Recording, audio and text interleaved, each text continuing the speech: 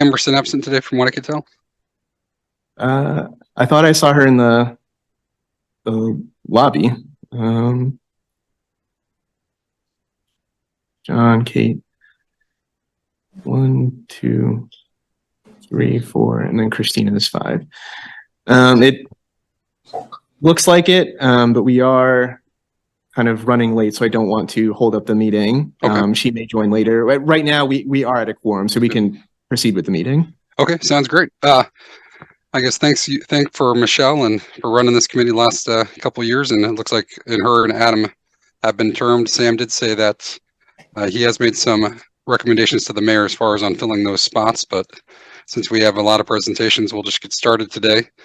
I guess first thing on motion is to approve the minutes from December 16th. Is there first on that motion? This is Kate Lorenz. I move to approve those minutes. Thank you, Kate. And can we get a second? This is Christina Gentry. I second. Thank you very much. And as far as on the vote, I guess we'll just start alphabetically. We'll go with last name, Brad Burnside. Do you approve of the minutes from December 16th? Aye. Aye. And let's see, Kay would be the next one. Let's see.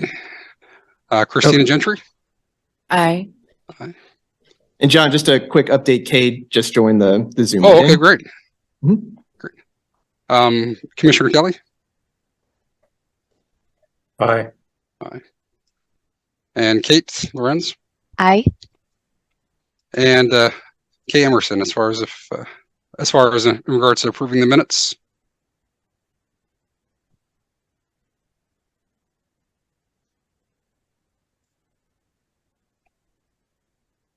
Did she? It looks like she's still joining. She may have stepped away from her computer for a bit. I'm an aye. So should we wait or should we proceed? I mean, it is still a quorum, so if you want to just call the motion at that, that's fine. The motion passes with 5-0. The next one would be to elect a chair. Is there any motion or any nominees that anyone would like to bring forth? Sam did mention that Commissioner Kelly or school board member Kay Emerson are not eligible, so it'd just be the 4 of us as the options for these 2 committees, or these 2 options.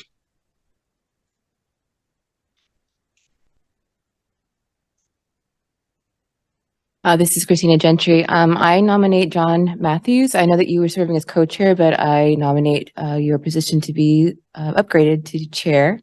Thank That's you. an upgrade. You're welcome. Is there any other nominations?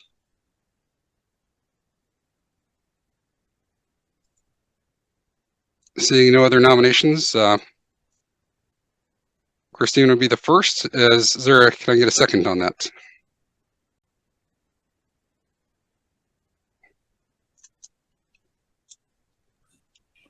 John, I'd second that motion. It's Brad Burnside. Thank you, Brad. Seeing that there is no other motions, we'll do a roll call vote. Brad Burnside, aye. Or I'm assuming. Aye. Aye. Let's go down the list. Kay Emerson, if you're available. She may have had technical difficulties. She's not showing up on the list. No problem. Christina Gentry. Aye. Commissioner Kelly. Aye. Thank you. And Kate Lorenz. Aye. Aye. And myself as an aye, and then that would be passed 5-0. And then open up the motions for vice chair. John, this is Kate Lorenz. I would nominate Christina Gentry for vice chair. Excellent.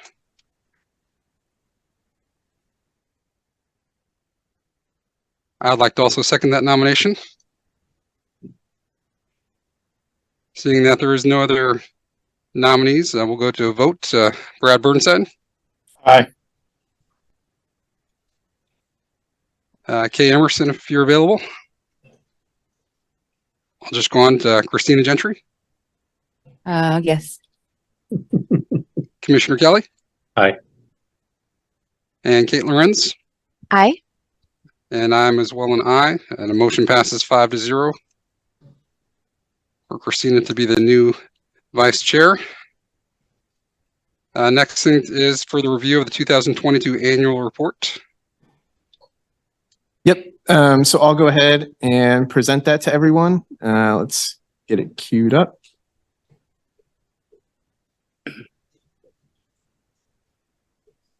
All right. Can everyone see the presentation?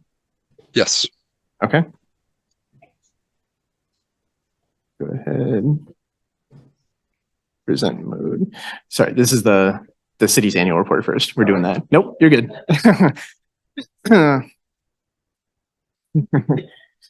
So every year, the Economic Development Department creates an annual report for the economic development support and compliance services that happen. So what is the report? The report covers the economic development program participants, mainly through developers or developments that have happened or received incentives over the past year, project performance for any incentive requests or projects that did require some kind of compliance in terms of affordable housing or wage performance, as well as the activities and payments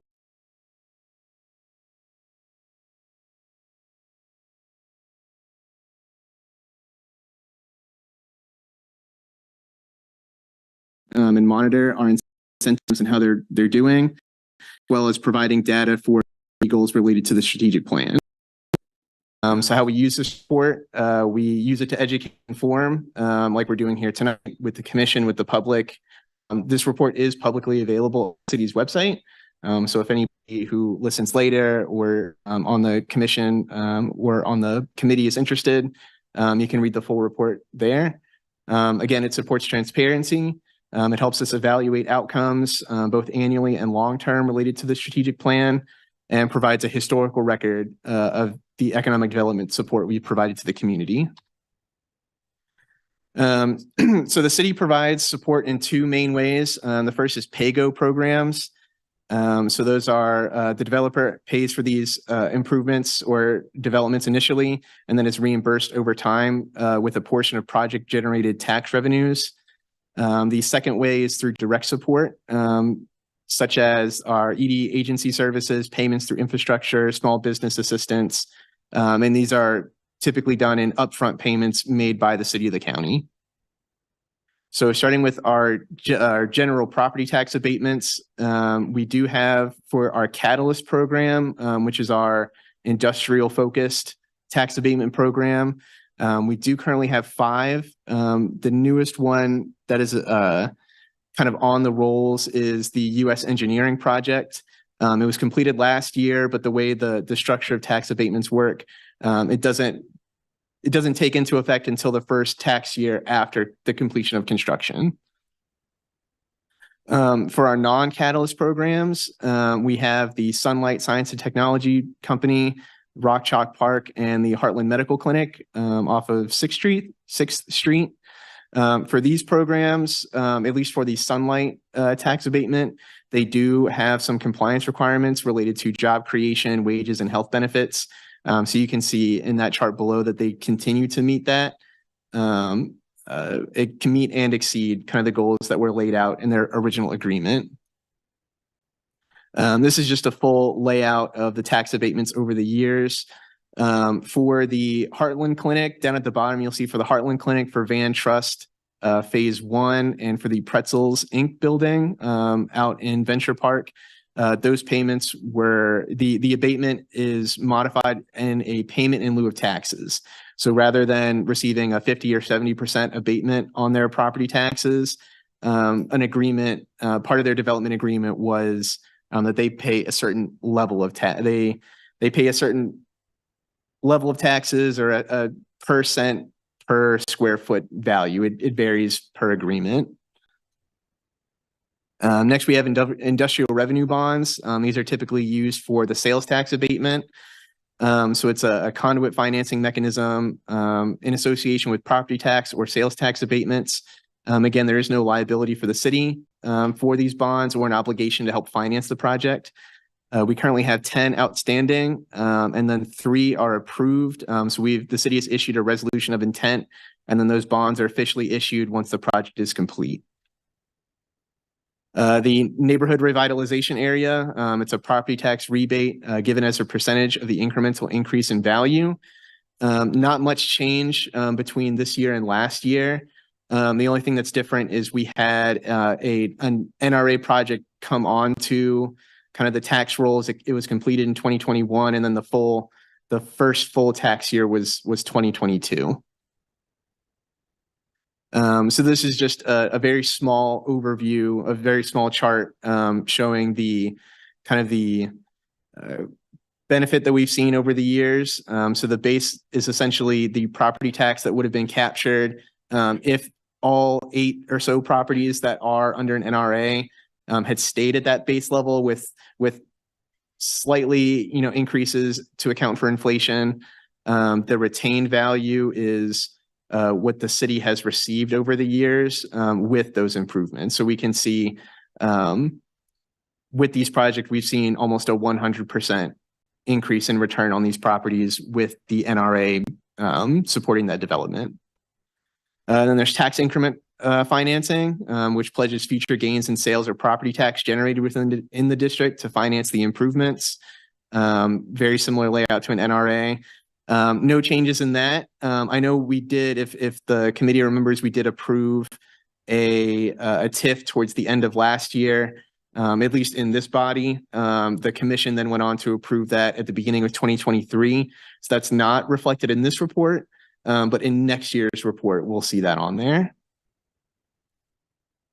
And then there's the Transportation Development District, which is a special taxing district, specifically to support transportation or infrastructure improvements, which is typically done supported with an additional 1% sales tax within the district. Similar to that, we had no new TDDs added, so it's pretty much the same as last year. So for the overall performance of all these PAYGO programs in 2022, for every $1 in public assistance that was given, which is essentially the property tax rebate, that's mostly how they're calculated, we received approximately $6.48 for our investment in private dollars. And then lastly, our direct support programs. So agencies that probably everyone here is familiar with, the KU Innovation Park, the Chamber and Small Business Development Center, and Peasley Tech. These were all the assistance amounts that that you all saw last year, alongside some of the county supported payments. And then that is the end of the report. So I guess we'll open it up to any questions. I feel like I kind of went through that quickly. But if there's any questions or concerns, I'd be happy to answer those at the moment.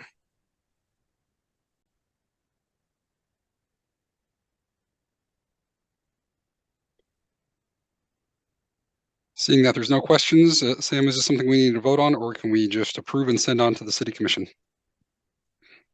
Yeah, you would just make a motion to approve and send Okay. on to the city commission. That would be. Can I get a first motion to approve and send on to the city commission? This is Commissioner Kelly, motion to approve the report. And a second.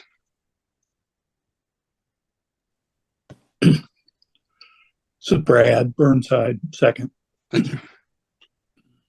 With that being said, let's approve and send this on to the city commission for the next steps.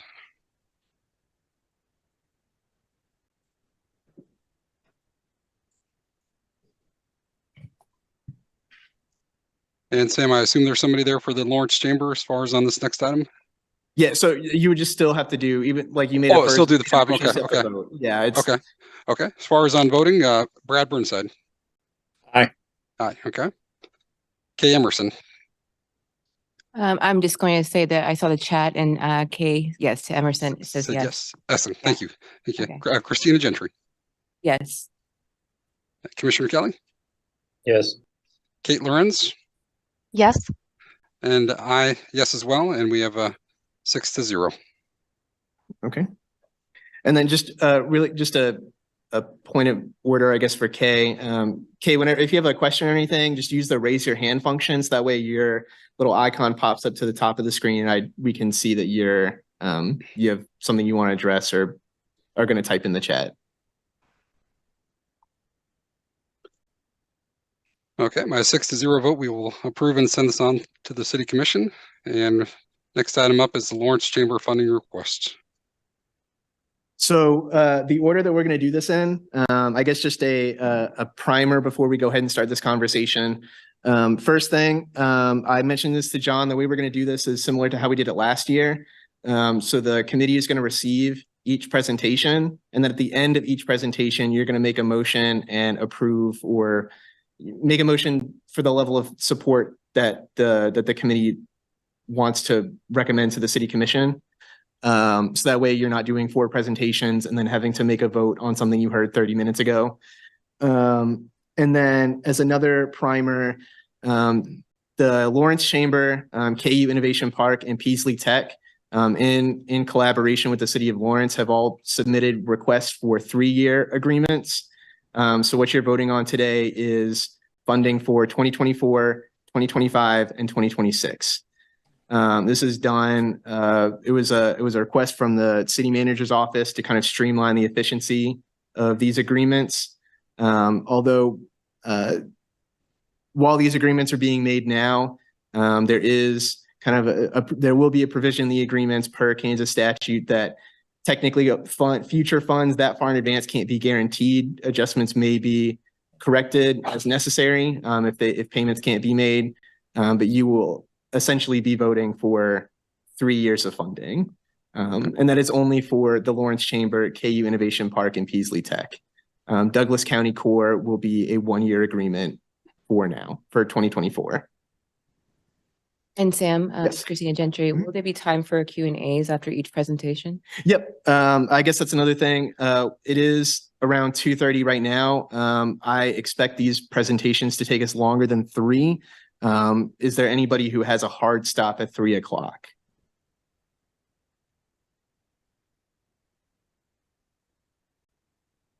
No? Okay, that's good.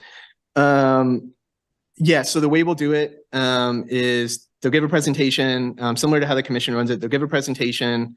There will be a Q&A for the committee. Once all questions, I guess, are satisfied, then someone can make a motion to approve. And then it gets approved or denied or however you want to structure that motion. And then we'll move on to the next. Okay, sounds good. That's good. Thank you. Okay. Yep. Sorry. And then the last thing, the order we'll go ahead and start with Douglas County Core. I know it's a little different on the agenda, but that's for time constraints for some of the other individuals in the room. We're going to start with Douglas County Core first. Sounds great. Okay. So Kyle, Marlon. And you just need to make sure you share. So like so it's on Zoom. Okay, gotcha. Yeah.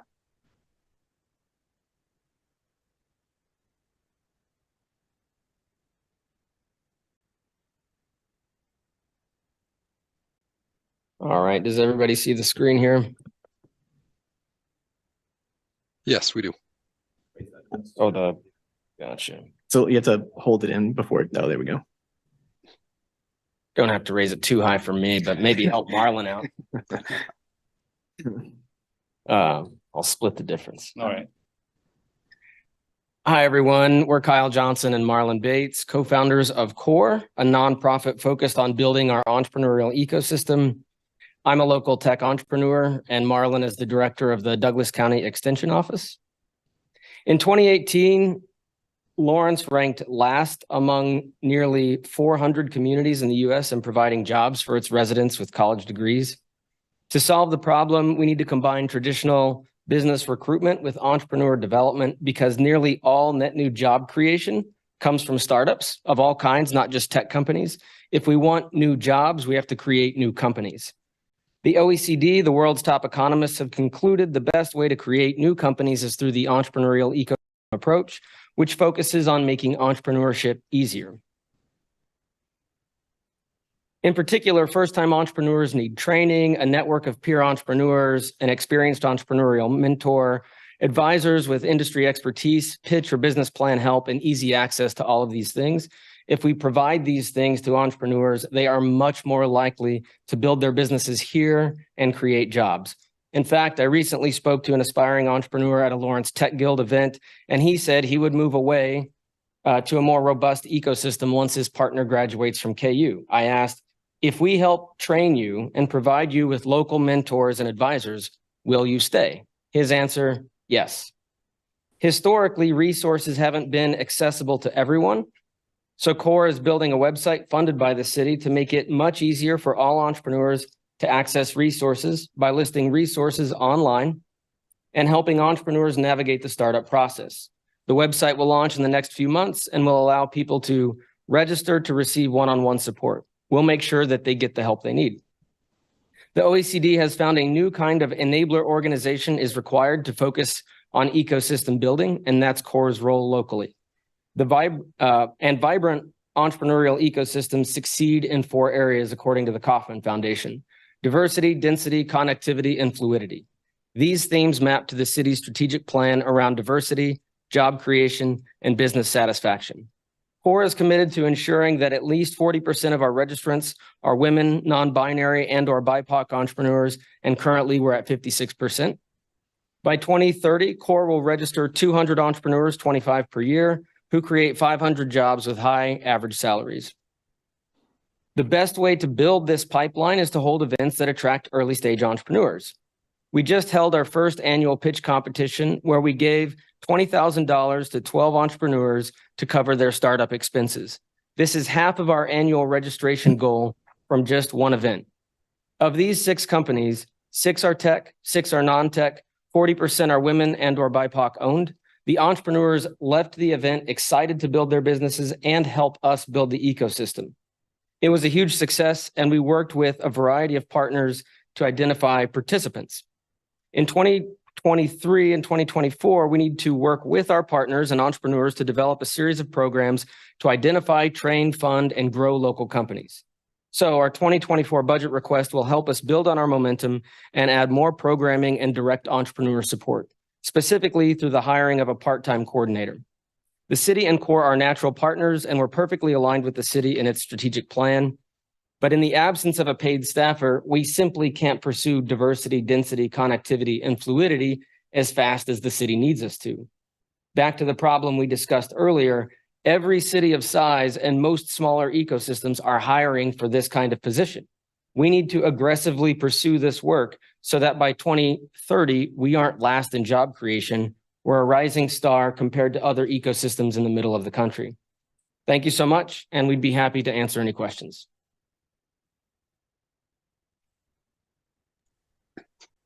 Thank you very much. Is there any questions for these 2 gentlemen?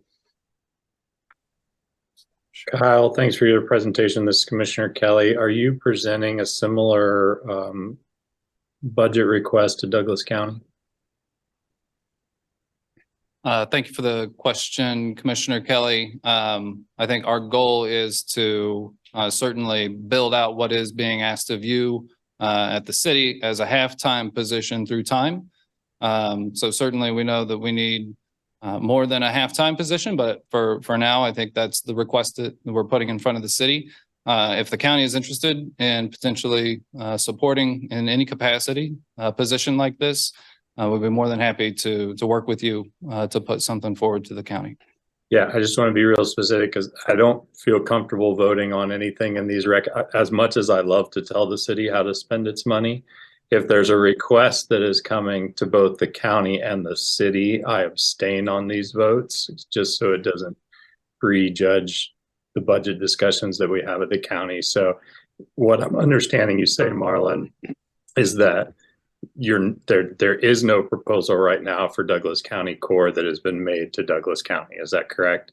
That is correct. Okay, thank you. Okay, this is Christina Gentry. I'm just going to jump in with a little quick question. In your notes, you wrote that you will continue to work to identify entrepreneurs and create awareness of entrepreneurial opportunity across Douglas County, including drawing entrepreneurs. I put ... because there's a lot of notes that I was trying to capture. But what does that invite look like? For example, where are you advertising? How are you advertising? And what does that specifically look like flyer? Give me an example of what those invites look like to invite more entrepreneurship, especially with the BIPOC and the other participants that you're looking to draw. Great question. This is probably the fundamental thing that needs to happen first, right? And frankly, part of why we need a part-time coordinator position. It takes a lot of time and energy to go around to all of the pockets where entrepreneurs may currently clump together, various communities, various organizations. We think of them as entrepreneurial kind of feeders. So we have to go around to all these different pockets of people and tell them, hey, we have a pitch competition coming up. Any kind of business can apply, not just tech companies. So we've had a number of organizations and we've tried to make ourselves known to a wide variety of organizations. We are succeeding in this early stage of attracting a diverse pool of entrepreneurs, but we need to scale that effort significantly. And frankly, in the run up to the pitch competition, I spent about 20, 30, 40 hours mentoring the entrepreneurs, getting them ready. We need more mentors and basically a system so that we know here are all the different representatives in all these different areas. We have an email list of about 1,000 people, and we're growing that email list rapidly. So a lot of effort has to be done on the recruitment front. And then simultaneously, there needs to be things to recruit for, programs, because I'm an entrepreneur. Entrepreneurs have little to no time. They're balancing family and the enormous pressure that it takes to build a company. And it's risky and stressful. So to ask somebody to come to an event that isn't very impactful to their entrepreneurial work would be a miss on our part. We have to make sure that our programs are worth their time. And so creating those kinds of programs takes a lot of time. So right now we're, mostly volunteer driven. We don't have any paid staff. So we know what that staffer needs to do. And they basically need to be present at a lot of different events and constantly registering people and sending them to this new website so that then everybody can simply register, tell us about them and their business, kind of check all the boxes for the things that they think they need. And then we're directly engaging them, having a one-on-one conversation or a group conversation with that person. Tell me about your business. Tell me what you think you need, and basically an intake process so that we can triage. All right, it sounds like what we're hearing is you need A, B, and C. Is that right? Okay, great. Let's go find you a mentor. Let's go get you these kinds of things. So that just takes an awful lot of time. All right, thank you. And real quick too, I think I knew someone who competed or in the competition. I'm not sure about the outcome. Could you give me the winner of that? You said that was a pitch competition. Do you know who won that competition and what that pitch was? Yeah, Kaylin Baca won. However, 11 other presenters got second. Okay. The way the judges, we decided that, so we had $20,000 in kind of private donor money that we had raised to present to the applicants, and we left it up to the judges to decide how will this money be allocated amongst the presenters. We decided, and I was a judge, there were 3 other judges, so I can give you some inside scoop on the deliberations there, but we decided, frankly, that Kaylin's business was the furthest along. The others are kind of in a stage earlier than that, somewhat on the idea or very early stage business. They're all great ideas. Again, 6 tech, 6 non-tech. Kaylin's business is around refrigerant recovery. So you have a bunch of dirty refrigerants. It's a spin out from the KU Department of Chemical Engineering. But we had tremendous ideas, local event space, business, kind of a social entrepreneurship business, a golf teaching kind of marketplace, a unique take on fantasy sports, some absolutely fantastic pitches, and we worked really hard. I mean, the pitch competition really could not have gone better. We threw it together and spent a lot of time just kind of getting it together, but it was a phenomenal success. And again, all the entrepreneurs left excited. So that's what we need to do, but we need to not do that just once a year in the spring. We need to have a consistent calendar of programs that kind of builds throughout the summer, fall, winter, so that it culminates in a spring pitch competition. And it's not just like, find whoever's around and let's throw this thing together. You know, it shouldn't be a last minute thing. It needs to be an annual process that we all work through as a community to build as many entrepreneurs as possible. Thank you. John, it looks like sorry, John, it looks like Kay has typed in some questions into the chat. If you wouldn't mind reading those. Oh, yes, definitely. Kay asked in the chat, have you explored partnership with United Way of Cobb Valley to request an AmeriCorps member for support with this? She also says this is a capacity building role, and AmeriCorps member can help with coordination of volunteers as well. So have you partnered with United Way of Cobb Valley? I think that's a wonderful suggestion. That's not a conversation that we've had with the United Way of Cobb Valley. We are aware of the AmeriCorps program, and actually my office is working with that organization on a AmeriCorps member that's actually dedicated to health. And so that's a conversation that is in the works, but this would be an easy thing to add to it. So thank you for the suggestion. My question was, have you, as far as on your business background, I assume you guys are working full-time jobs on the side, with this as something that hasn't developed into a full-time job, or is that correct? Right. Yes, this will not ever be likely our full-time jobs. I'm the founder of a tech company in the consumer data ad tech MarTech space. And through that experience, I realized how hard it is to build a company. And tech companies and local companies kind of share, let's say, the 60%, 70% of the kind of business fundamentals. What's the problem? How do you solve it? Who's your team? What's your competitive advantage in your marketing plan, and all these different kind of facets of entrepreneurship. And then tech has a bunch of random, unique challenges that require the raising of capital and a whole bunch of other things. Both of those are really difficult. And they're really difficult to do in ecosystems that aren't robustly built out, because you don't have all of the programs and capabilities necessary to just simply kind of plug into that existing pipeline. So through that process, I realized we're missing the boat here. We really have a lot of things to build. And if we build those things, we won't lose entrepreneurs to all these other ecosystems. That story that I told earlier about just talking to an entrepreneur at an event. This is one entrepreneur at one event, but I guarantee 100 entrepreneurs have thought the exact same thing over the last 5 years. As soon as I graduate, I'm going to go to one of these other places where all these entrepreneurial resources exist. And that's a lost opportunity for Lawrence. If we grabbed that person while they were here and we plugged them into all the things, and it's not that we don't have existing resources, we do, but we're last. So we're not plugging them into the resources that exist very efficiently. And we also need a bunch of other resources. If we do those things, this will be a different picture in 5 years and in 10 years. Hey, this is Kate Lorenz. I thank you for the presentation. And kind of on that note, could you describe or kind of talk us through partnerships that you have with some of the organizations in Lawrence that support entrepreneurship, particularly, ones that we're also considering funding requests for, and just sort of what you see as synergies or different things that you all are bringing to the ecosystem? Yes, I'd be happy to.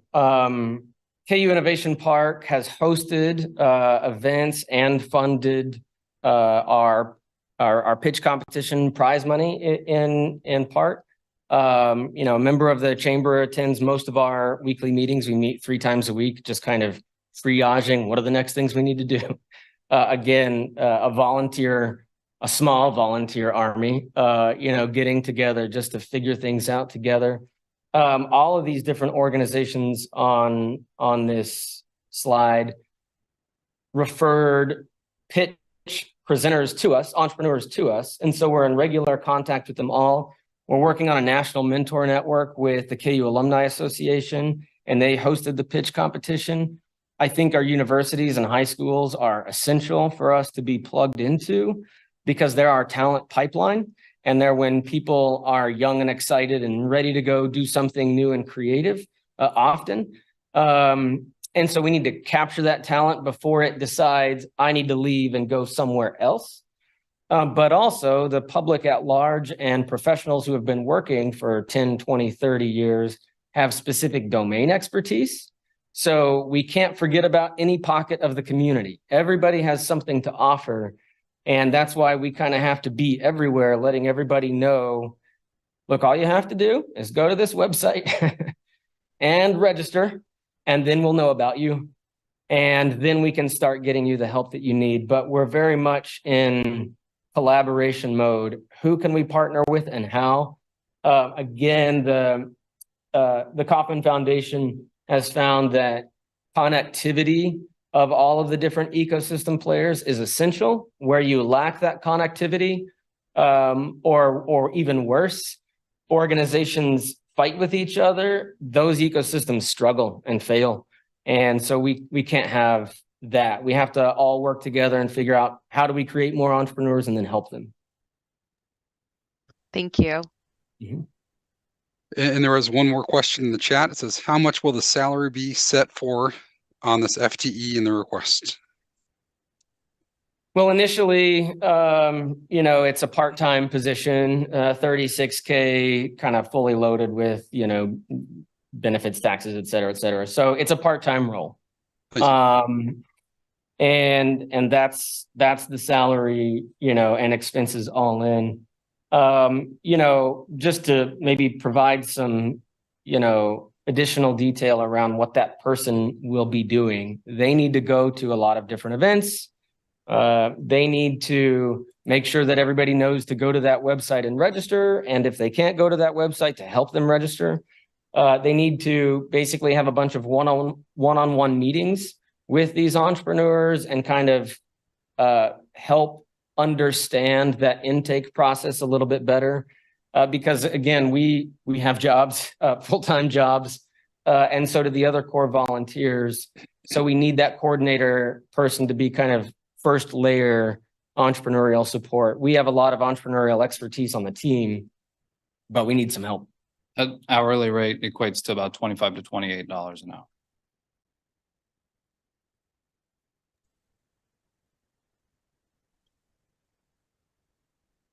Is there any more questions? Seeing that there's no other questions, can we get a first motion on this?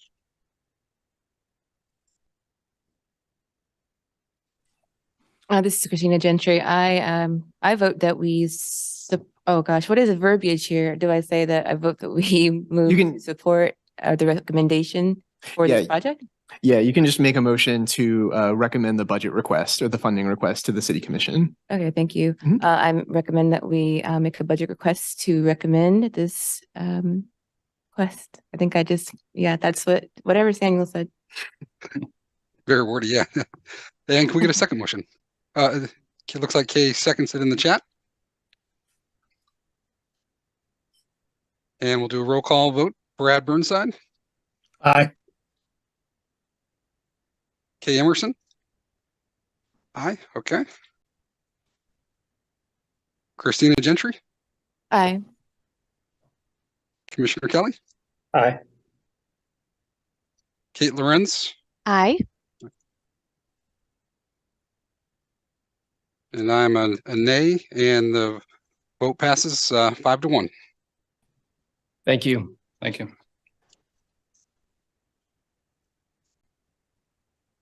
And Sam, you mentioned the order was going to be mixed up. What is the second one presentation for today? So the second one we have up is going to be KU Innovation Park. Thank you. Mm-hmm. That one is actually, the rest of the order is the same, looking at the looking at the agenda. So Perfect. Anything I have to do to get the presentation up? you should have to share like on Zoom. I think when you minimize, it turns into a tiny one. I'm getting it. Good afternoon, committee. Adam Courtney, I'm the CFO of the KU Innovation Park. Joined with David Springer as well, who's in the crowd here, but you can't see him. Just fun fact, Kaylin and the Icorium team was actually KU Innovation Park company. And so we've been working with her for a while. And so we are happy to see her win that and get some funding for her company.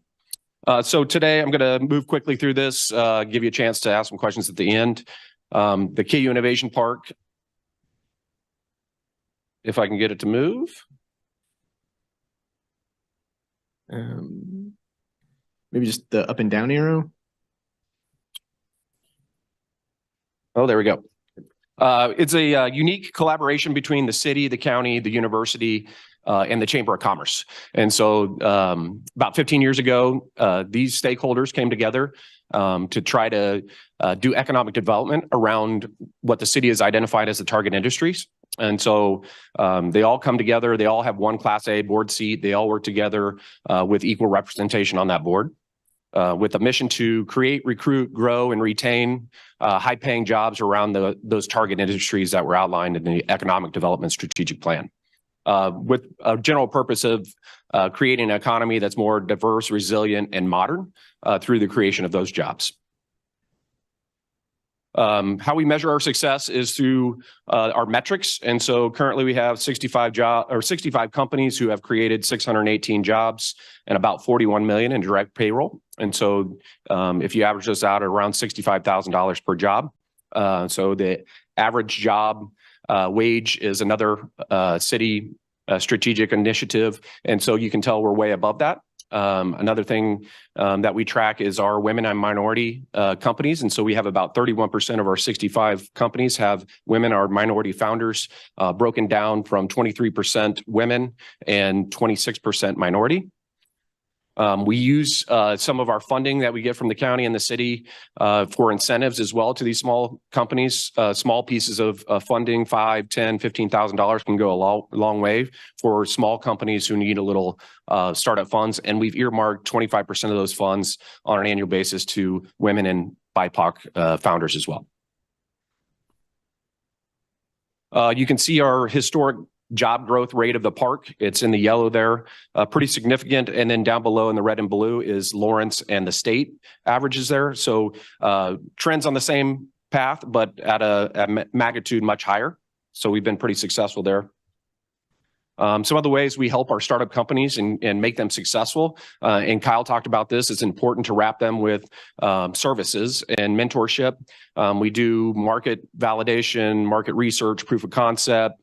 We'll help financials, just regular business services. We have researchers who are really good in a lab, but don't want to focus on the business and are better served being in the lab doing the research. And so we surround them with resources to help their business grow and become successful while they continue to focus on the research part of their business.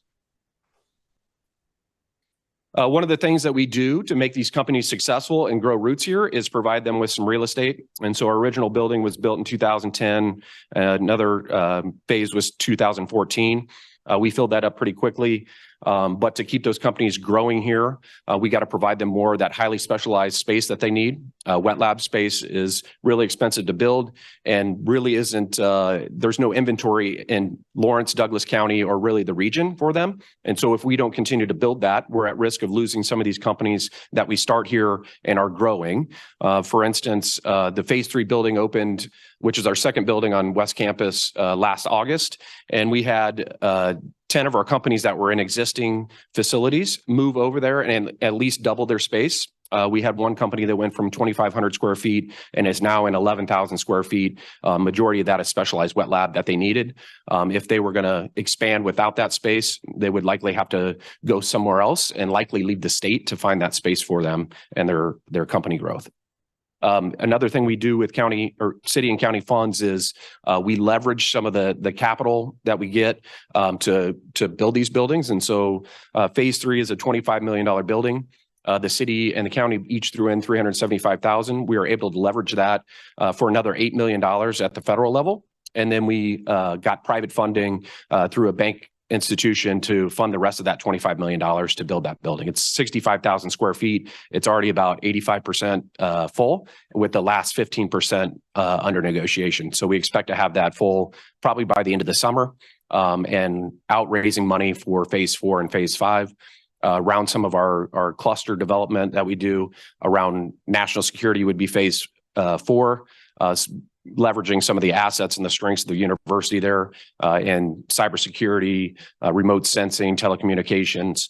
And then phase 5 would be an expansion of our bio cluster and sustainability cluster, which really needs that wet lab space to continue to grow. So long term, we started out on our 15-year plan in 2022. And so we're looking at 7 more buildings, or a total of 10 phases or 11 phases.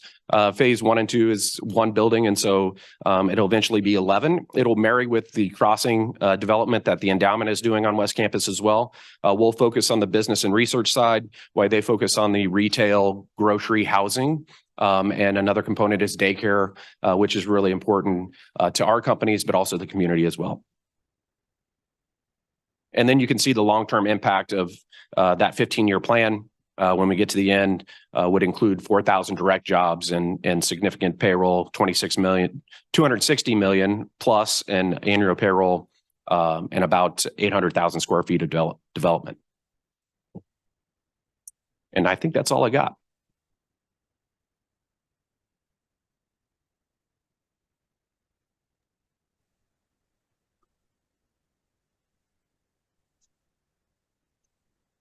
Is there any questions from the committee? This is Christina Gentry. I have a question. I'm looking into the application and the information that was included into the packet that we were able to read. And underneath equity inclusion, I wrote down some notes. It says the park plans to expand its business services programming to provide diversity and inclusion training for all the park, or for the park. What trainings are those specifically? Do you have the names of those trainings? And are those trainings obligatory, mandatory for all of the businesses that are involved in your park, innovation park? So 2 questions, and maybe some details on the trainings that are going to be implemented, as it states that you will be implementing some trainings into your I guess is curriculum or services. Curriculum services, yeah. It's the name. We won't mandate it. That's a hard practice to do.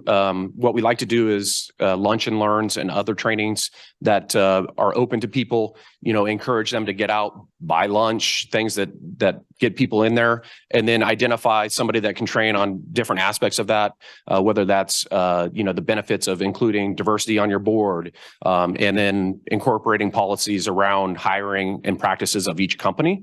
And so each one of them is responsible for their own internal policies and procedures, but a training on and an education on the benefits and why they should be doing those things is how we're approaching it. We haven't mandated as part of our curriculum or being part of our system at this point. Thank you.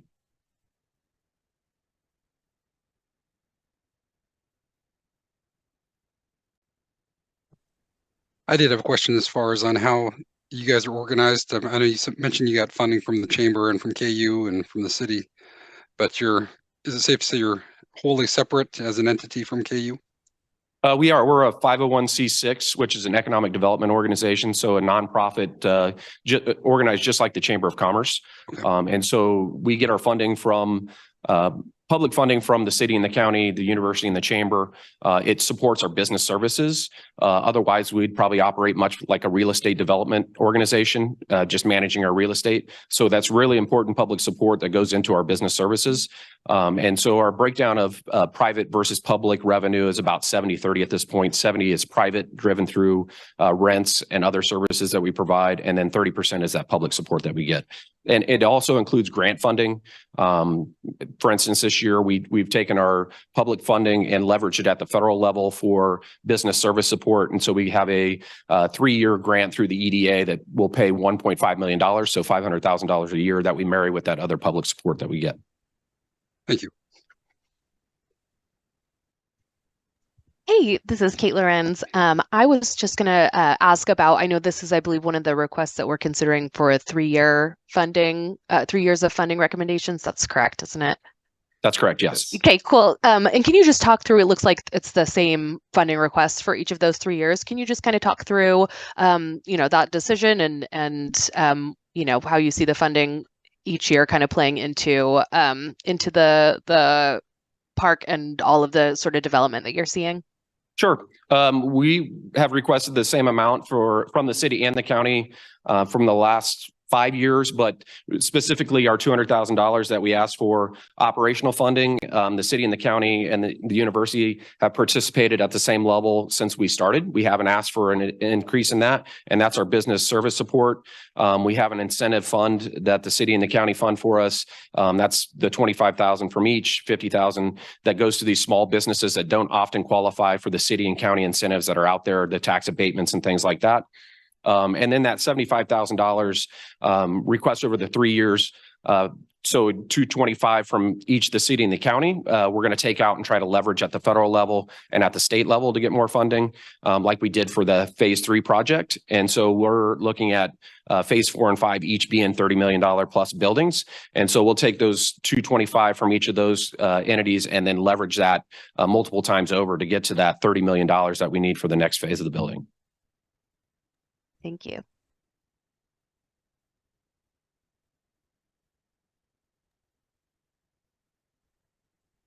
Is there any other questions from the committee? Seeing no questions, can I get a first motion? Thank you.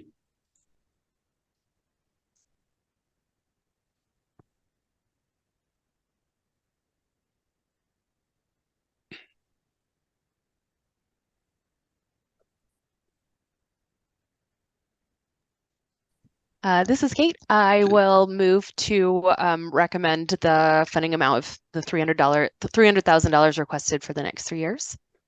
Thank you, Kate. Can I get a second motion?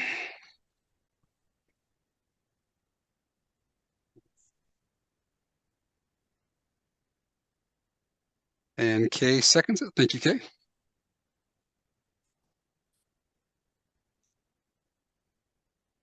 And for the roll call vote, Brad Burnside. I have to recuse myself due to a conflict. Okay. Abstain on this one. And next, Kay Emerson. Kay says aye in the chat. Thank you, Kay. Christina Gentry. Aye. Aye. Thank you. Commissioner Kelly. Abstain. Abstain. Thank you. Kate Lorenz. Aye. And I'm a nay as far as on that. And then looks like the motion approves 3-1 with 2 abstain.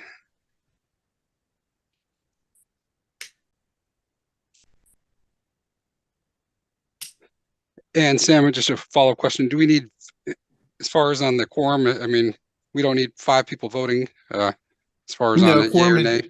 Quorum is only for attendance. Okay, perfect. So we can't start the meeting if there's not 5, but in terms of voting, it doesn't need to be 5 total voting members. So motion passes 3-1 with 2 abstains. So if you'll, so is it Peasley Tech or the Lawrence Chamber next? We'll go ahead and have Peasley Tech. Go ahead. Thank you. Thank you. I appreciate the opportunity to present today. Sam, I'm going to look for my presentation here. It should be the next tab. Oh, okay. Down at the bottom. Uh-huh. Oh, too far over there. Let me go back. See if I can help. Sure, thanks. Oh, yeah, okay.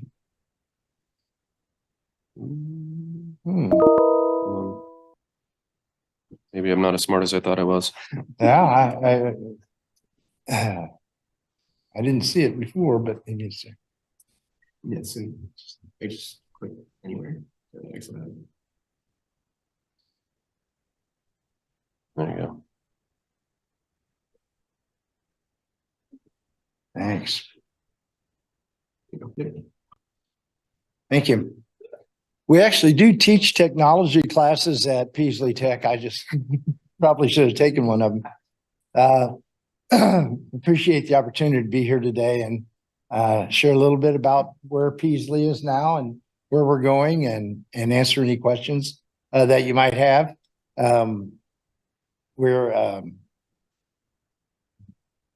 Just use the arrow keys. That should be fine. Oh, okay. Yep. Now, this is one Sam has assured me will work correctly. Let's see.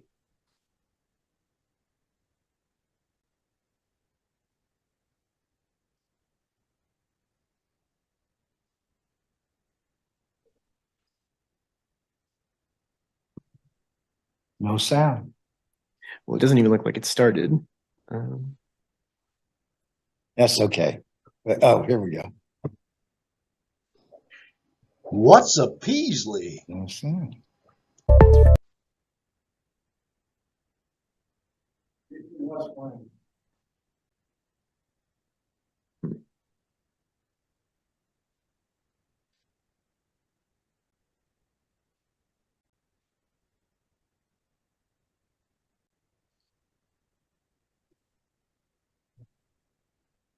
Okay, so that's it without sound. I don't know how much sense that video would have made for most of you anyway, because it's designed for 16-year-olds. That's the TikTok video, anything under 30 seconds, right? Let me get back off of here.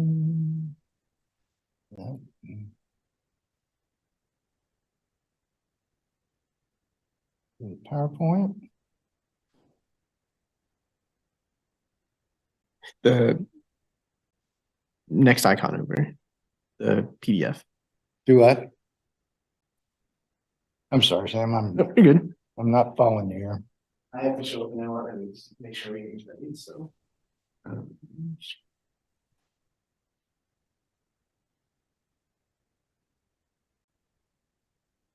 Okay, great. Thank you. A little overview.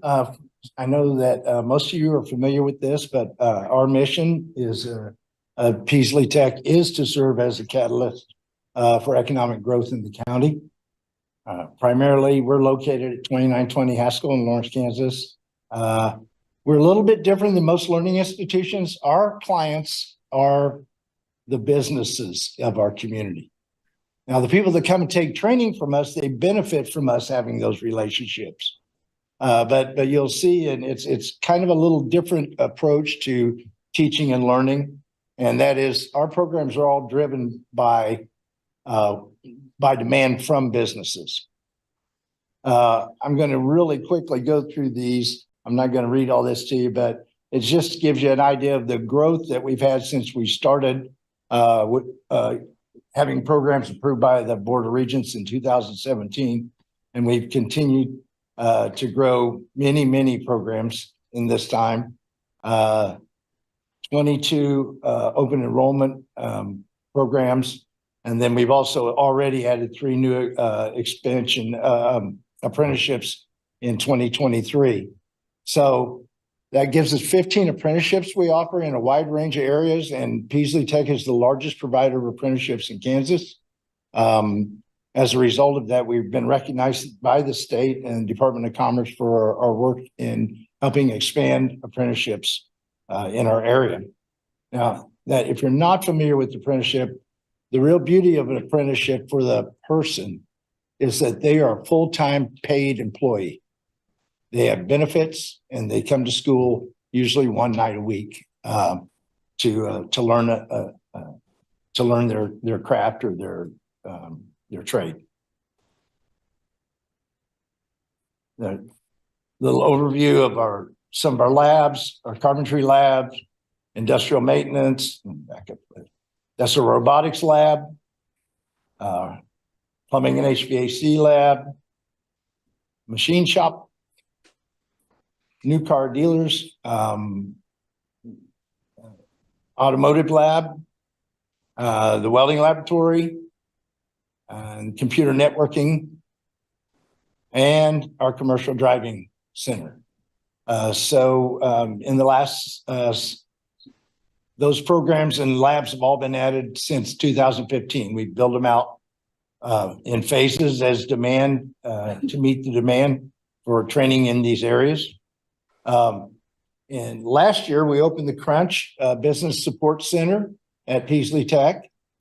We provide a variety of people either starting businesses or for existing businesses. In the last year, we opened in March of a year ago in March, and we've had 52 projects with companies from our area. This is part of the Crunch Center. I like to show this picture a little bit because it shows off, this is our student work. Our students designed this, AutoCAD students drew it, our carpenters built it, electricians wired it, the plumbers redid the restrooms in there, and the mechanical did the heating and air conditioning. This center is used a lot. One of the things we do in support of entrepreneurism is we are a host for meetings of the 1 Million Cups, a Kauffman Foundation program designed for people who are starting business to come have a place to pitch it to other entrepreneurs on a weekly basis and get feedback on their projects. This program consistently has 25 to 30 participants every week. We also have a program that is sponsored by the Chamber for BIPOC entrepreneurs called Jumpstart that we've held at Peaslee Tech also for the last 2 sessions, and I think there's a 3rd one coming up.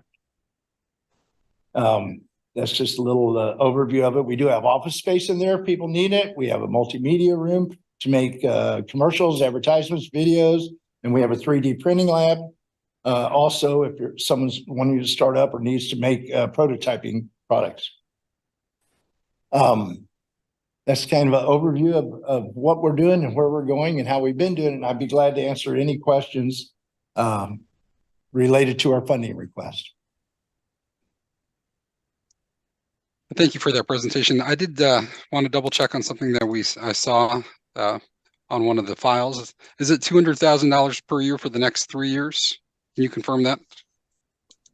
No, I don't. There was like it had operations at 160,000, but then it had the total as 200,000, and for year 2025 and 2026. So I apologize, John. That was an error on staff's part for not correcting that. Their request, correct me if I'm wrong, Kevin, your request changes each year. It reduces over the next 3 years. Okay, so 200, 160, and 140. Correct. I apologize for that. Yes. So 500. Okay.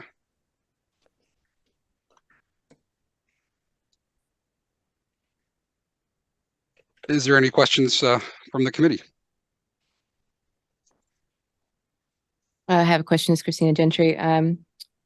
So I was just kind of honing in on the board of directors, and I was curious to know how many of your current board of directors identify as BIPOC and how many are male, how many are female? Do you have the answer? We have 7-member board. We have 2 members that would identify as BIPOC, and 5 of the 7 are women. Thank you. And also at our meetings, our facilitator for diversity, equity, and inclusion is not a board member, but participates in our board meetings as well as the training for our instructors. Thank you. Mm-hmm. I have one more question in case, unless there's someone else. It says that you're, is there someone who had a question? Oh, you said go ahead. Okay. Oh, please go ahead. No, he said you can't ask me any more questions. No more? Oh, well, just one more real quick one.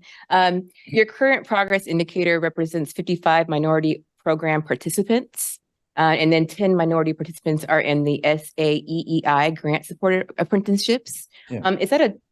Are these repeat individuals participating, or do these numbers represent 65 total individuals represented actively participating in one supported program that identify as minorities, or these would be discrete individuals? They would not be duplicated counting.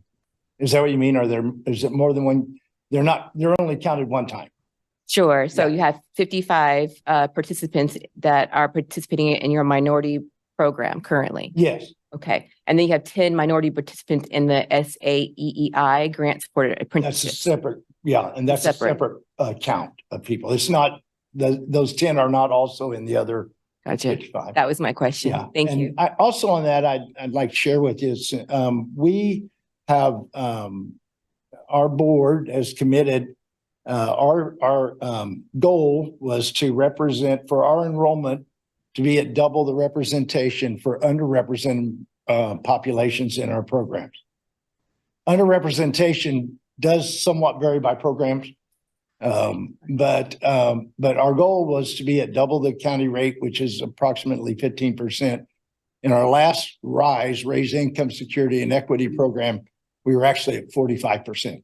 So we've made extensive outreach with our partnerships with the NAACP, with the DCF and Catholic Charities, and also an extensive effort to help formerly incarcerated folks get a chance at good jobs as well.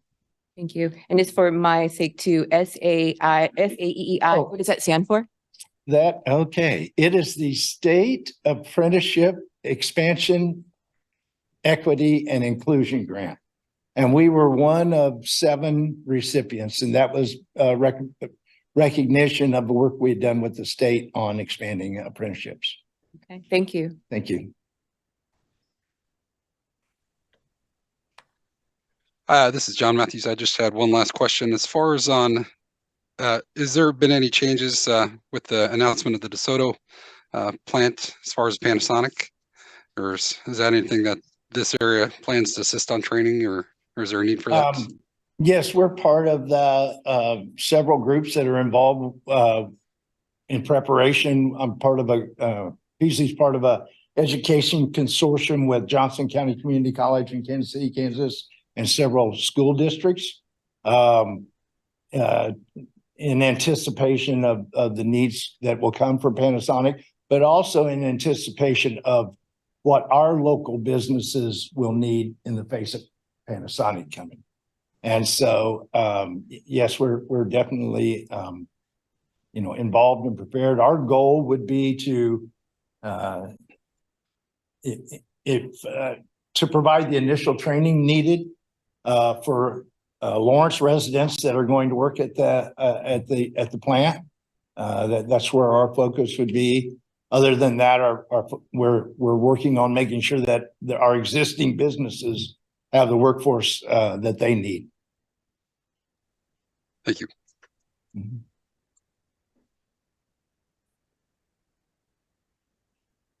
Seeing no other questions, can I get a first motion on this?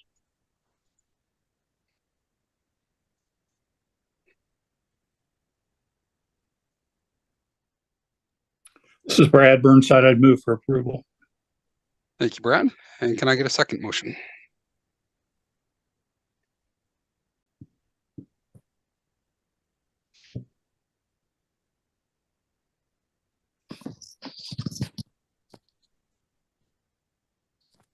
This is Kate Lorenz. I'll second it. Thank you, Kate.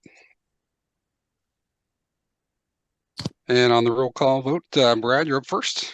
What say you? Aye. Aye, thank you. Kay Emerson? It looks like she may have dropped off. Oh, okay. Okay, I was looking in the chat. Okay, I didn't see anything. We'll come back at the end, maybe. Christina Gentry. Aye. Commissioner Kelly. Jane. Abstain, okay. Kate Lorenz. Aye. I'm a nay, a no, and Kay Emerson will go back if she's gotten back on. It does not look like she has. Okay. She's not returned. So that'd be just an absent then, we'll say? Yes. Okay. So the motion passes 3-1 with 1 abstain and 1 absent.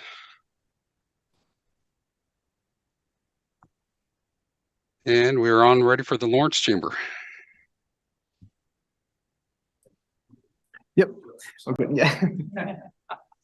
It looks like Kay is coming back into the room. Oh, okay. Yeah, it's just. It's okay. I done did it the same. I called you up too.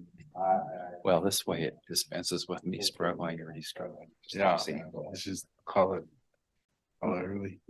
Okay. Yeah, And just then use the use arrows this to advance. Good afternoon, members of the committee. I'm Steve Kelly with the Lawrence Chamber, and Josh Fallleaf is with me here, and I will be presenting on different portions. And then our final 3-year budget is at the very end, and so we'll both be available to answer any questions related to the 3-year proposal that you have in your packet.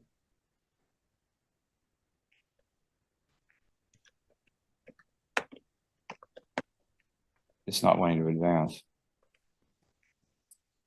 Down by 9.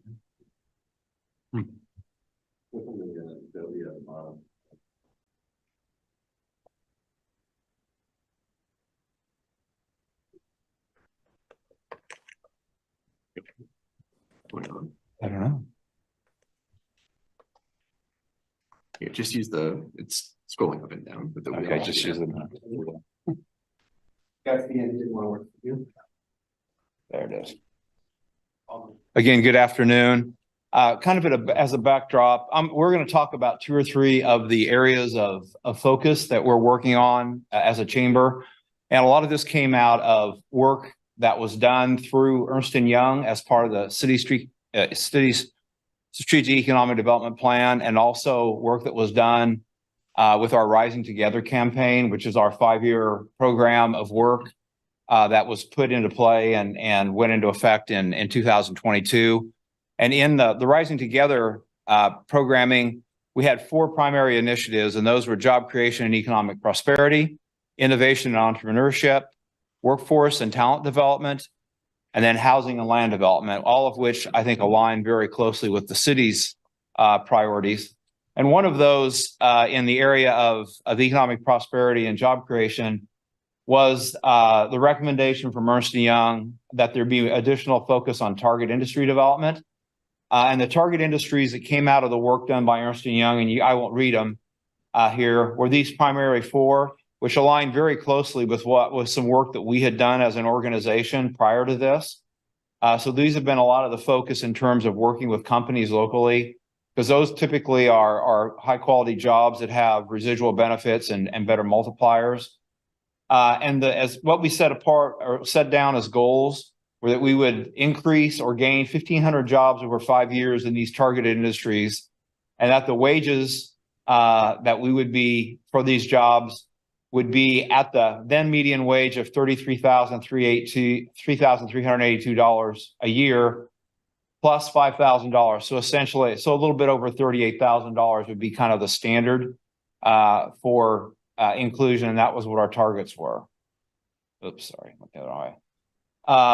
What we consider to be the primary factors for success in growing this are: 1 is to concentrate and work hard with existing companies to grow those companies, help them be successful. We've done a variety of things to support those.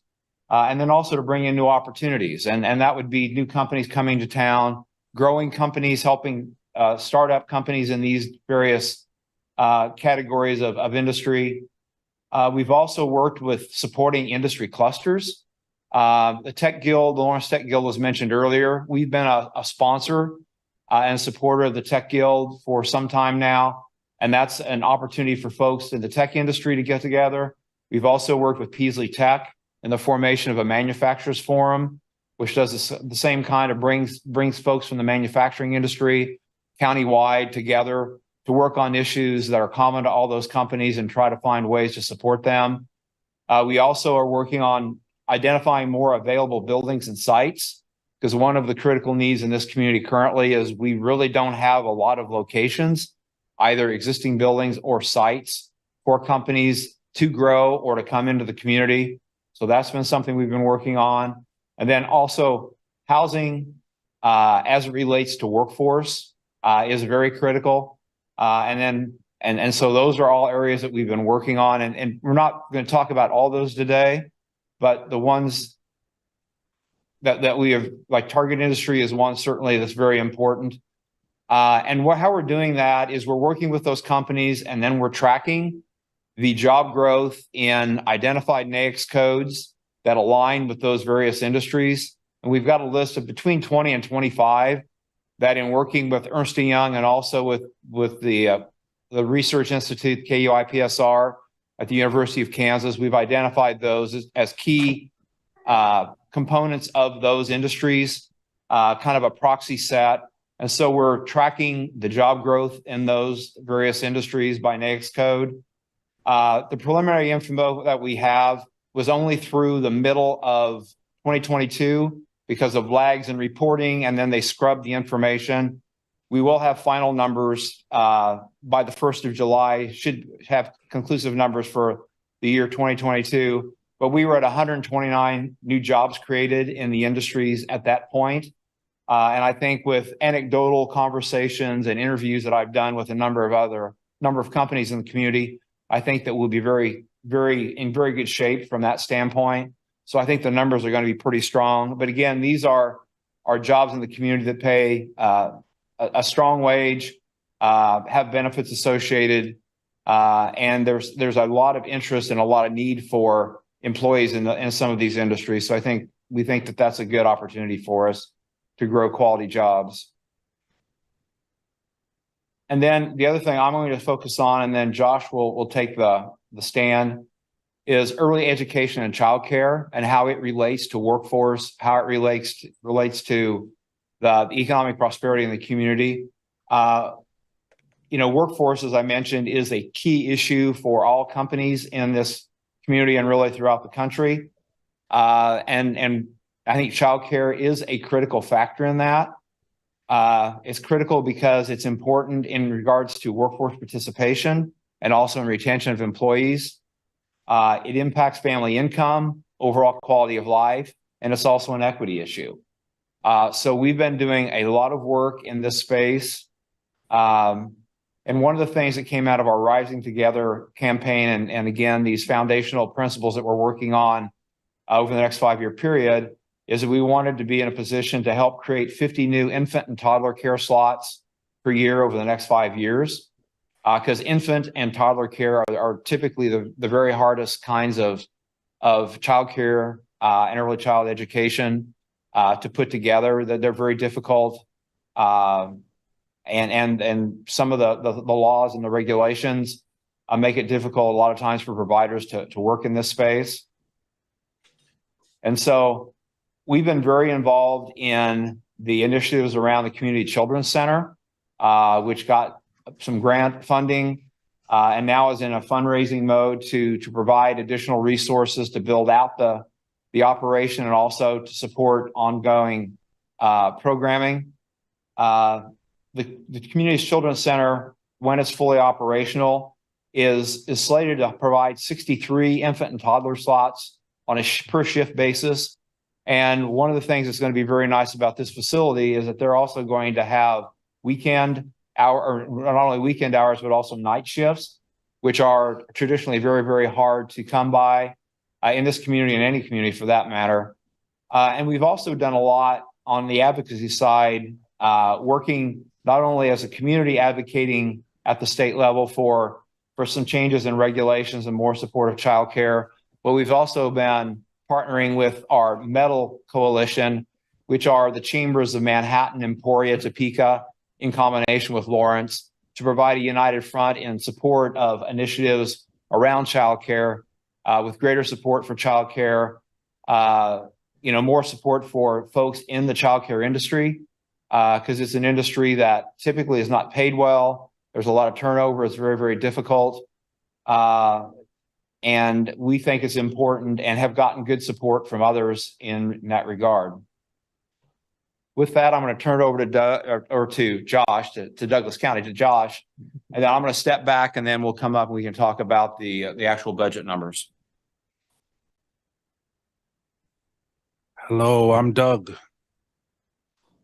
No, my name is Joshua Fallif, and it's nice to be here today.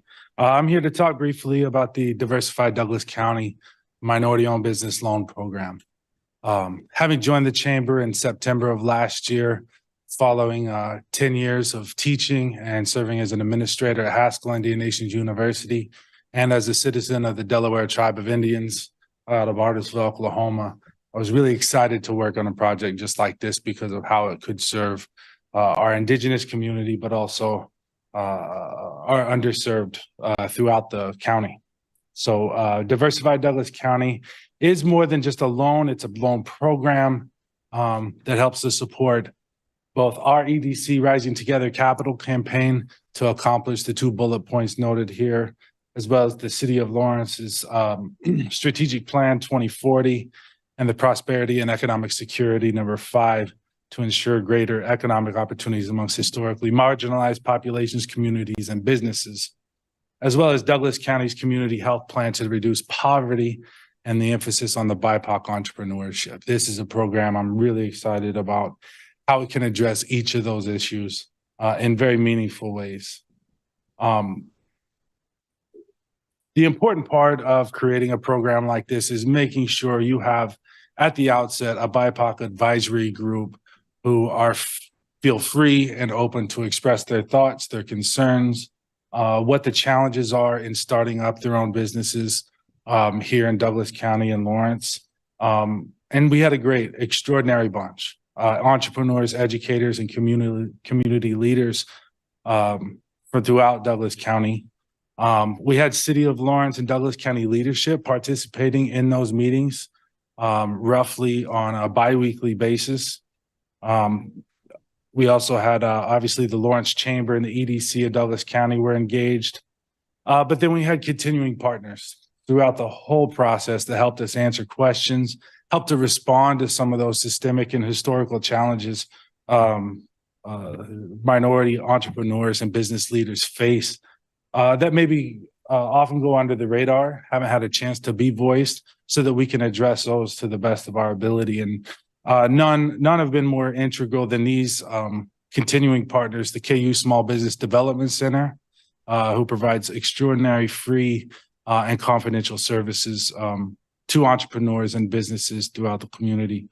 Entrepreneurial Business Basics, or EBB, a jump course that we had a first cohort in the fall of 2022, and now we have 2023, a spring course that is wrapping up on Saturday. We're excited to say, with a number of graduates ready to pursue their business aspirations.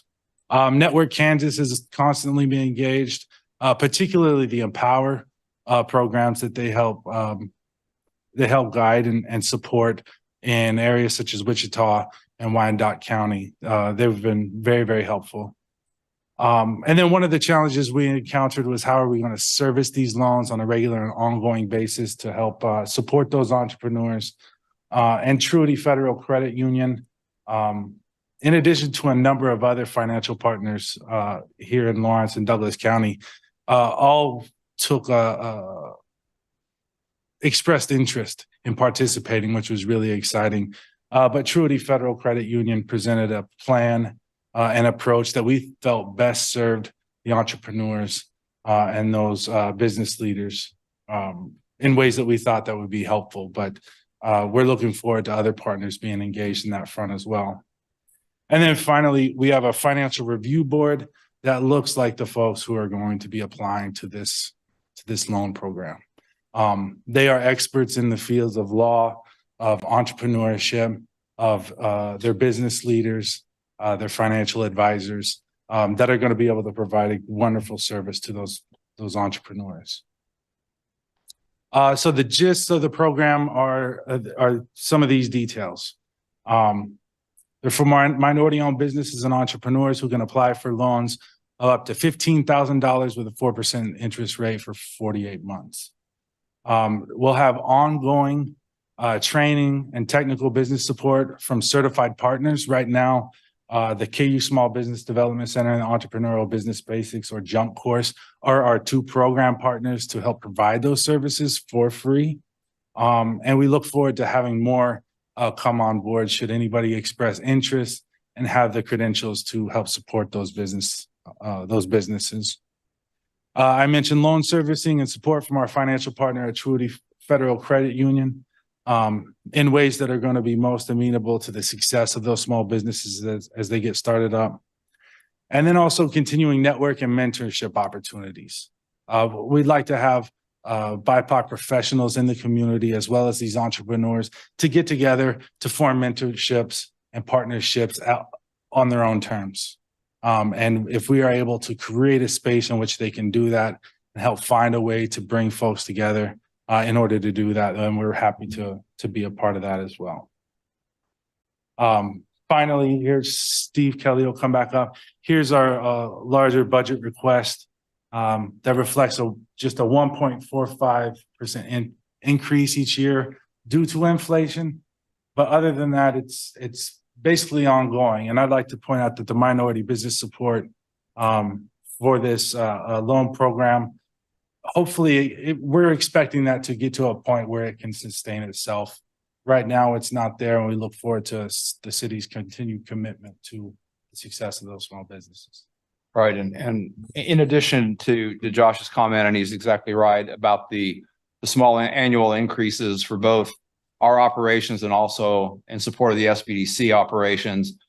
And this is, I think, this comment is really for Commissioner Kelly, because he asked a question earlier, I think, where it referenced maybe the county budget. There is a very similar budget request that we're making to the county in alignment with this for support for the minority of business program, the SBDC support, the operational support, and there may be a little bit of differential, but it's very, very close. It's very similar to this. And particularly the $105,000 I know is built into the county request as well. So with that, we'll stand for questions.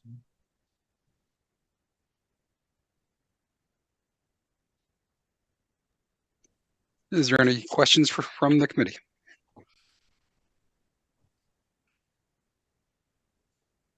This is Christina Gentry. Embedded into your plan and into your report, I wrote down there were 9 new businesses, and I'm just not paraphrasing, I'm just kind of taking from what was information given.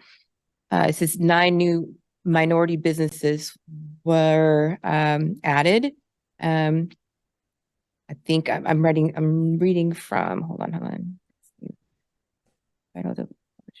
Yes. Could you talk, is there in fact 9 new businesses that you have supported throughout this fiscal year, or is that something that I'm misreading?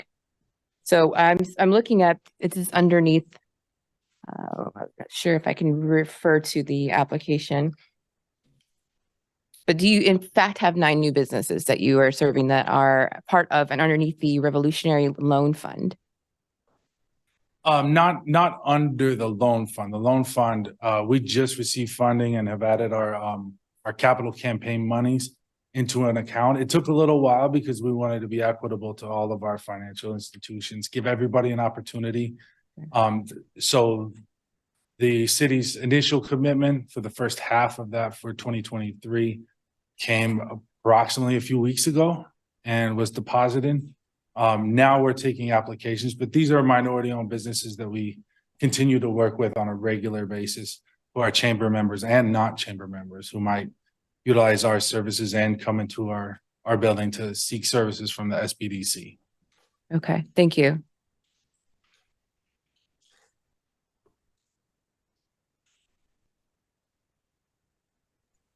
We hope for 9 or more. We're looking to get those rolling soon. Well, I apologize. There was just so much of the information, and I'm writing down notes and trying to capture and give questions that were accurate. So maybe that was something that I just we appreciate that. It's a lot of information on different things kind of put together. Yes.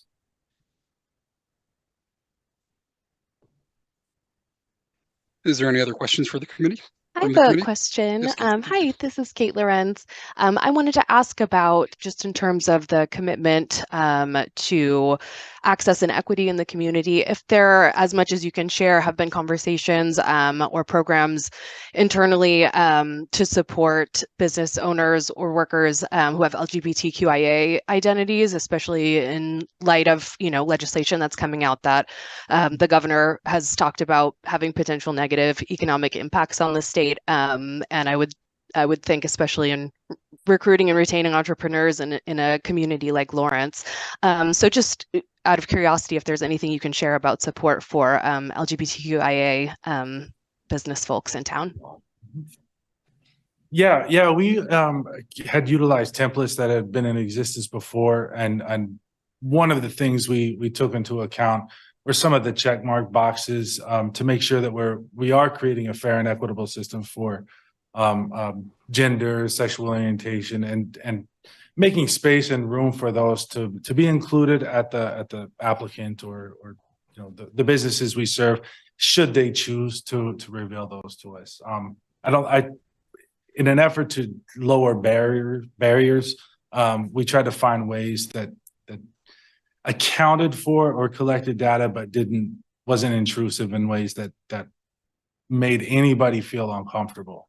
I am really excited about a reinvigorated DEI committee here at the chamber, and a lot of the young participants that we've had there who have shed new light and continue to participate in really meaningful and active ways that help us to relook at a lot of what we're doing through that lens, so that we can make sure that we are creating spaces for them to be a part of the community, to be a part of the chamber, should they so choose, and have access to any of the opportunities we're able to provide them. Yeah, I think the key thing, and Josh just touched on it, is what we're really striving for is to provide benefit to the entire community and provide opportunities without regard to any of the kinds of measurements or potential restrictions that can be put into place. We're doing this with the intent of providing opportunities on a broad basis, and I think are headed in the right direction for it, but continuing to learn as we go. Thank you.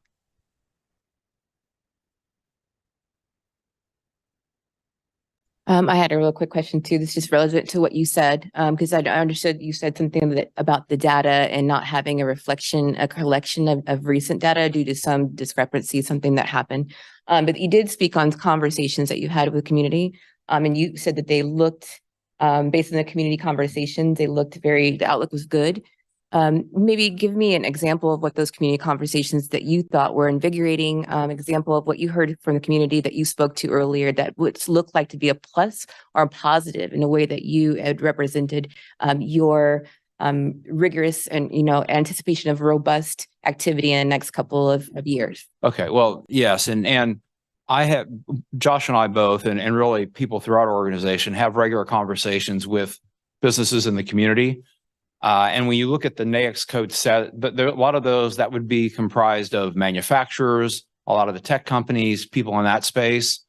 And I know a couple of examples. I know of one specifically where one company has added over 300 people in the last year, and are doing some really interesting things in terms of how they're approaching their employees, how they're providing the kind of environment that's attractive and welcoming to people. So I think that the numbers will be good, but again, because of the way the data is collected and then the scrubbing that has to take place to make sure that it's valid, there's just lag time involved in that. And so the end of the year 2022 information will not be available till really mid-year. And so the numbers that I reported, the 129 jobs, was what was available. That was the increase that we had seen in those designated NAICS codes through June of 2022, and now, the end of the year 2022, because we were working on a calendar year basis, will be available here at the end of June or the first part of July should be available, and we'll certainly make that information available. But in the conversations again that I've had, there are some very positive numbers with a number of the companies in the community that have continued to grow.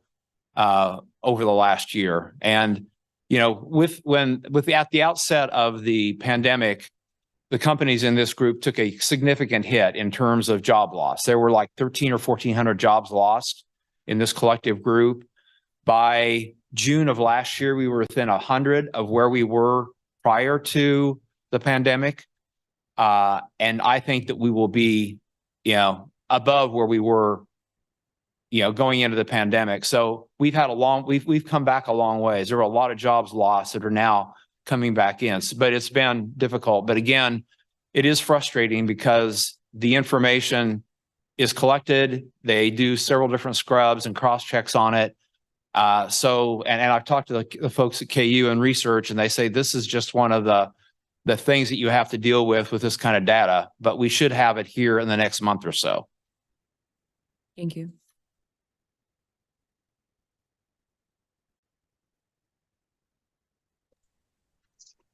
Is there any other questions from the committee? Seeing no other questions, can I get a first motion to proceed on a vote?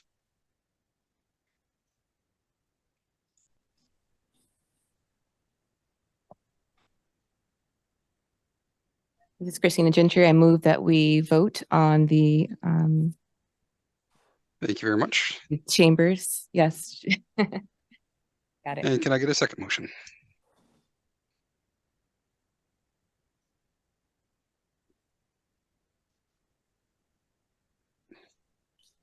Is the motion to approve or just to vote on it?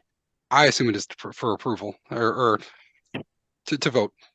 To vote on The motion was to vote. Yes, not to approve, but to vote. I agree on that.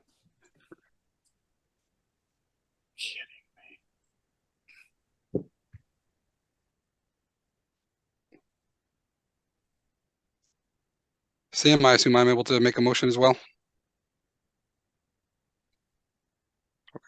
I don't know if the chair's ever made a motion before. Okay. Don't have the Robert's Rules of Orders off the top of my head. You don't have to memorize. Come on. You can make a motion, John. Thank you. I'd like to make a second motion to vote. So does that mean ayes would be approving and nays would be not recommending to approve? Yeah, that's what I understand it. Yes.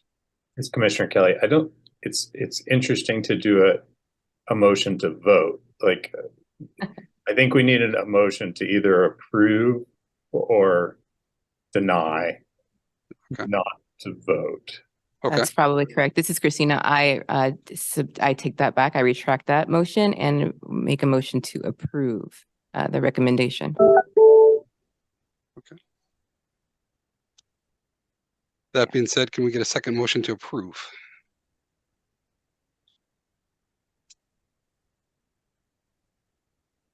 I'll second. This is Kate Lorenz. Thank you, Kate. Roll call vote, Brad. I need to abstain due to a conflict. Thank you very much. And Kay Emerson. It looks like she dropped off the call at some point.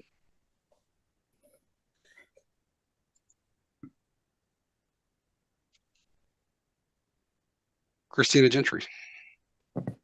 I'm going to say yes. Okay. Commissioner Kelly. Abstain. Kate Lorenz. Aye. And I'm a nay. So we have, let's see, is Kay Emerson back on yet? Just to double check. No, she's not. Okay. So we'll go with the motion passes with 2 to 1, 2 ayes to 1 nay, with 2 abstain and 1 absent. Is that how you had that, Sam? Yep. Okay.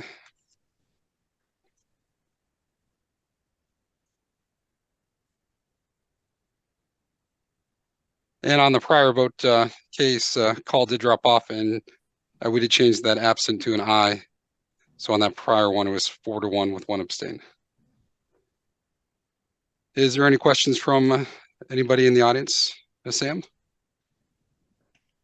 As far as I can tell, there's no public comment in the room, and I don't see any public comment online. In chat, okay. And I'd like to make a motion to adjourn, or is there Or can I get a motion to adjourn? I'll say that.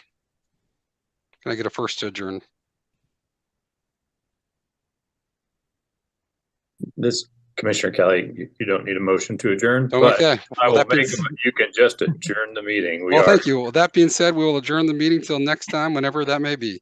All right. Bye, everyone. Thank Thank you. you so much. Appreciate it. Have a great day. All right. Thank you, everyone. We appreciate it. Thanks. Mhm.